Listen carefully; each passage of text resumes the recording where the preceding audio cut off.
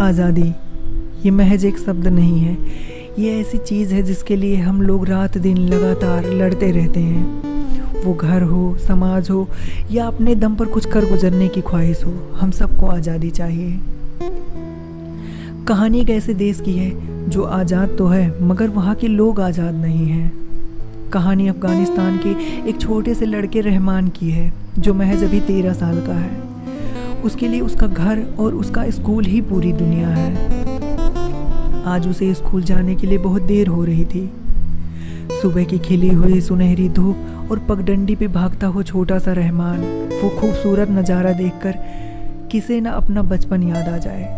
वो भागता हुआ जैसे अपने स्कूल के बाहर पहुंचता है तो देखता है कि वहाँ पर सन्नाटा पसरा हुआ है। उसे लगा कि शायद आज छुट्टी है।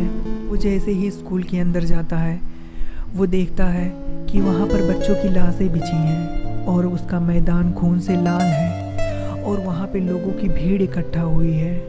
वहाँ पे लोकल पुलिस भी आई हुई है और कुछ मिलिट्री वाले भी आए हुए हैं। ये भयानक मंजर देखकर वो बहुत डर जाता है और रोता हुआ उल्टे पैर वो अपने घर की तरफ भागता है।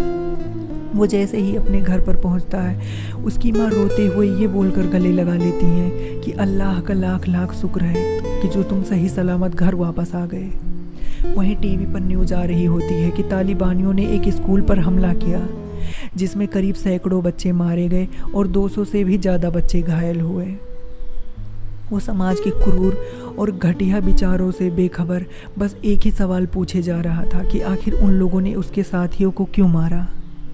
इस घटना के बाद लोग इतने डर गए थे कि अपने बच्चों को स्कूल भेजने से भी डरने लगे थे। कई दिनों तक घर में ही रहमान रह रहा था।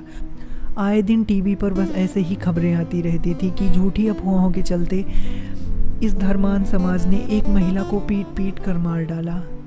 आज वहाँ पे धमाका हुआ तो आज यहाँ पे कुछ लोग मारे गए।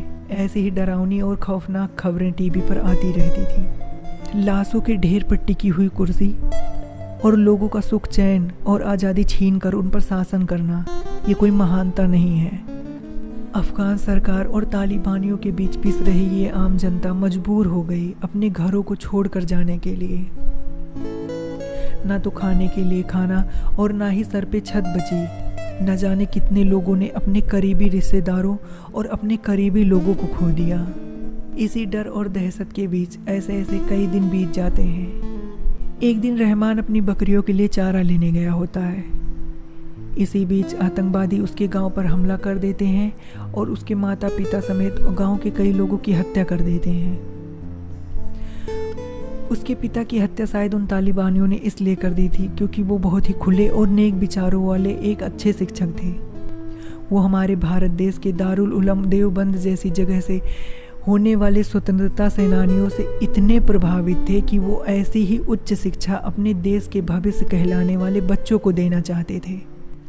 उन आतंकवादियों ने उसके पिता की हत्या शायद इसलिए कर दी क्योंकि उन्हें डर था कि ऐसी उच्च शिक्षा और नेक विचार पूरे देश में फैल गया तो उसके क्रूर और घटिया विचारों को मानने वाले लोग ही नहीं बचेंगे और ये देश भी हमारे देश की तरह खुशहाल और आज़ाद हो जाएगा।